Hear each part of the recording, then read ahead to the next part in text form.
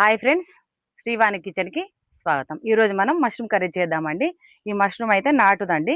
ఇది పెంచి తయారు చేసింది కాదు, అడవిలో దొరికినదండి. మా మా ఆయన వేటనారం వెళ్ళేటప్పుడు మధ్యలో తీసుకున్నారండి. ఈ నాటుకూర చాలా బాగుంటుంది. ఏ విధంగా చేయాలో ఈ వీడియోలో చూద్దాం. ఇక్కడైతే అన్ని ఇట్లా తాళ్ళతో కట్టి పెట్టారండి. దీంట్లో కొంచెం మొత్తం నల్లరేగండి నేల అనుకుంటా అండి, మొత్తం మట్టి మట్టే ఉన్నాయి. వీటిని అన్నిటిని ఒక్కొక్క దానిని తీసి నీళ్ళలో వేసుకొని కడుక్కున్న తర్వాత కట్ చేసుకుందాం.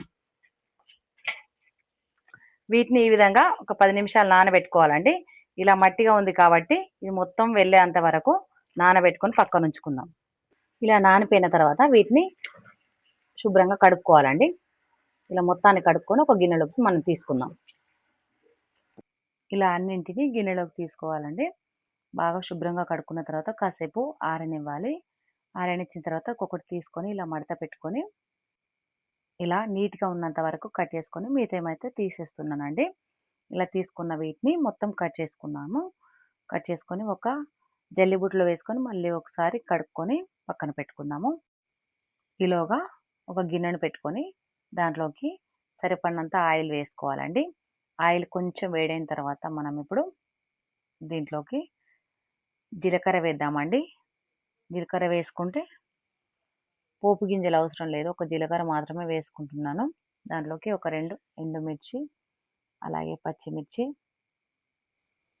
ఉల్లిగడ్డ కూడా వేసుకొని చిన్నని మంట పైన వేయించుకోవాలండి. వేగిన తర్వాత కొంచెం పసుపు వేసుకుందాము. పసుపు వేసుకొని కొంచెం వేగిన తర్వాత మనం ఇంతకుముందు కట్ చేసి పెట్టుకున్నాం కదండి, ఆ ముక్కలను అయితే వేసుకొని ఇలా చిన్నగా కలుపుకోవాలండి. ఇలా కలుపుకున్న తర్వాత మూత పెట్టుకొని కొంచెం వేగనివ్వాలి. తర్వాత మళ్ళీ మూతను తీసుకొని ఈ విధంగా కలుపుకోవాలి. కొంచెం వేగిన తర్వాత కలుపుకుంటే ముక్కలు చాలా బాగుంటాయండి. ఇలా కలుపుకొని మళ్ళీ మూత నుంచుకొని తర్వాత మనం దాంట్లోకి వేసుకునే మసాలా తయారు చేద్దామండి. దీంట్లోకి ఒక చిన్న అల్లం ముక్క, వెల్లుల్లి, అలాగే టమాటా వేసుకొని దీంట్లోకి మసాలా కోసం కొంచెం నువ్వులు వేద్దామండి. నువ్వులు వేస్తే టేస్టీగా ఉంటుంది కూర. వీటన్నిటిని మిక్సీ పట్టుకొని పక్కన పెట్టుకొని మళ్ళీ మూతను తీసుకొని ఒకసారి కలుపుకొని దాంట్లోకి సరిపడినంత కారం వేసుకోవాలండి. కారం వేసుకున్న తర్వాత ఆ పేస్ట్ను మొత్తాన్ని కూరలో ఇలా వేసుకొని కలిసేలా బాగా కలుపుకోవాలి.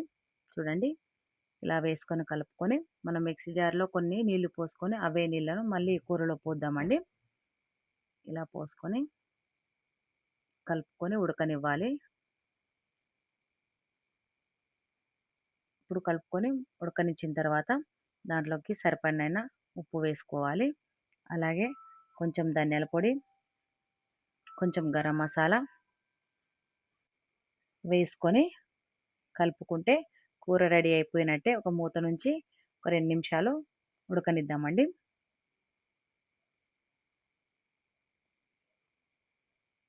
కూర ఉడికిపోయిందండి.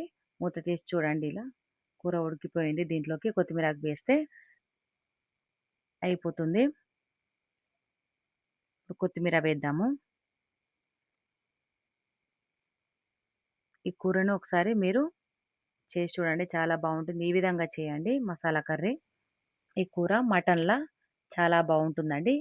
ఈ వీడియో కానీ మీకు నచ్చినట్టయితే ఒక లైక్ అండ్ షేర్, సబ్స్క్రైబ్ చేయండి.